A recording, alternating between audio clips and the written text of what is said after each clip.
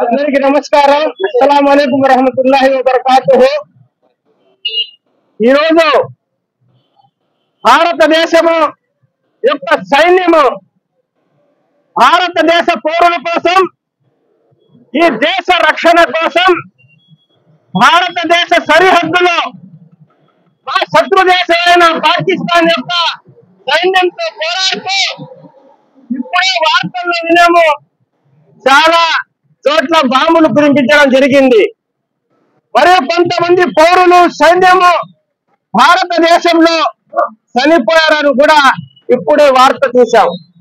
మరియు వారందరికీ మా ప్రగాఢ సానుభూతి తెలుపుతూ భారత సైన్యానికి మా మద్దతు ఎప్పుడు ఉంటుంది.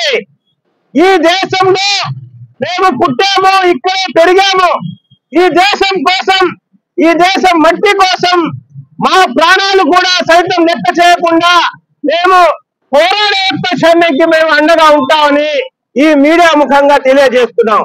అయితే భారతదేశంలో ఉండే ముస్లింలందరూ ఇక్కడ హిందూ సోదరులతో, క్రైస్తవ సోదరులతో కలిసిమెలిసి జీవిస్తున్నారు. అయితే పాకిస్తాన్ ఉగ్రవాదులు ఏదైతే పిరికి పొంద చర్య పహల్గాంలో చేశారో, ఒక పర్యాటకులుగా వచ్చిన యొక్క భారతదేశ పౌరుల మీద దాడి చేసి చంపడం, ఇది చాలా దుర్మార్గం. కేవలం ఈ యుద్ధాన్ని ప్రేరేపించే విధంగా ఇక్కడ భారతదేశంలో ఉండే పౌరుల్ని భయభ్రాంతులకు గురి చేసేదానికి ఈ చర్యలు చేశారో దాన్ని మేము పూర్తిగా ఖండిస్తున్నాం.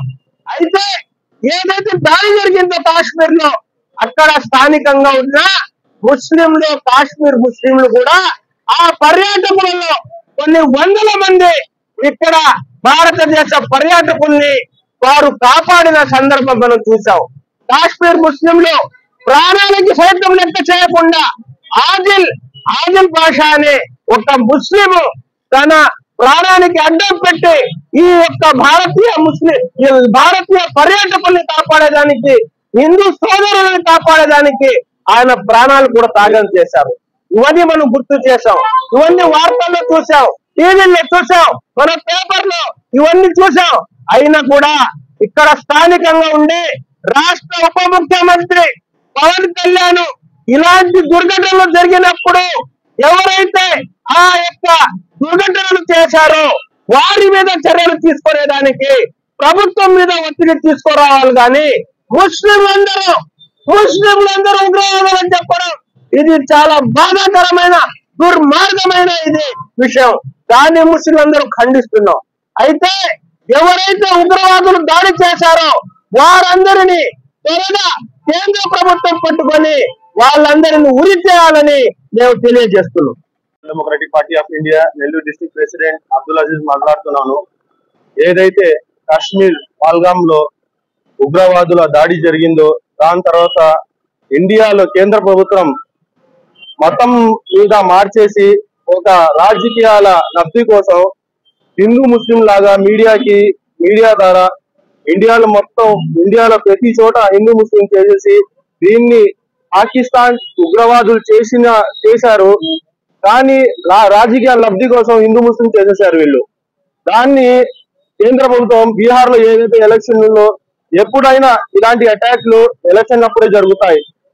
ఇప్పుడు మన ఆంధ్రప్రదేశ్ లో చూసుకుంటే సెక్యులర్ పార్టీ అని చెప్పి ఏదైతే ఎన్డీఏ గవర్నమెంట్ ఆంధ్రప్రదేశ్ లో గెలిచారో దానికి TDP government, Pawan Kalyan Janasena party ఏదైతే వీళ్ళిద్దరు కలిసి బీజేపీ పార్టీ ఆంధ్రప్రదేశ్ లో మేము సెక్యులర్ పార్టీ అని చెప్పి 99% ముస్లింస్ ఓట్లు వేసుకొని వీళ్ళు గెలిచిన తర్వాత పవన్ కళ్యాణ్ ఆంధ్రప్రదేశ్ లో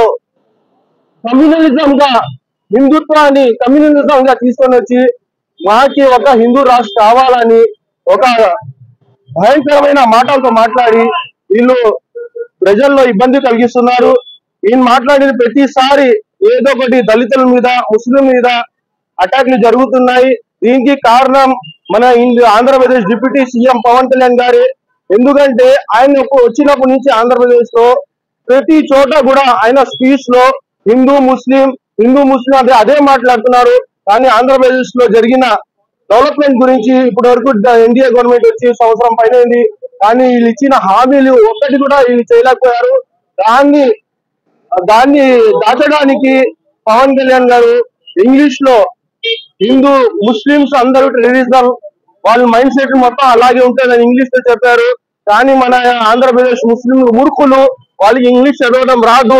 ఇంగ్లీష్ నేర్చుకోండి, దాని ఏదో కింద తెలుగులో రాసి వైరల్ చేస్తున్నారంటున్నారు. మీరు ఫస్ట్ ఇంగ్లీష్ చదవడం, మాట్లాడితే అర్థం చేసుకోవడం మీరు ఫస్ట్ గా తెలుసుకోండి. ఆయన క్లియర్ గా చెప్పాడు నేషనల్ మీడియాలో, ముస్లింస్ మైండ్ సెట్ మొత్తం ఉగ్రవాదుల మైండ్ సెట్, ముస్లింసే ఉగ్రవాదులు అని చెప్పాడు.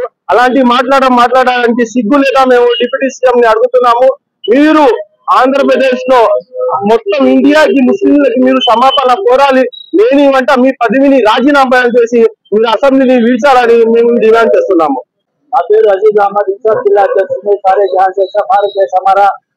ఈ రోజు బిఆర్సీ సెంటర్ లో ముస్లిం సోదరులు, అదేవిధంగా దళిత సోదరులు, ముస్లిం సోదరులందరూ కలిసి కూడా ఏదైతే పాకిస్తాన్ చేసినటువంటి తీవ్రవాద ఘటనకు నిరసిస్తూ ఇక్కడ ధర్నా చేయడం జరుగుతుంది.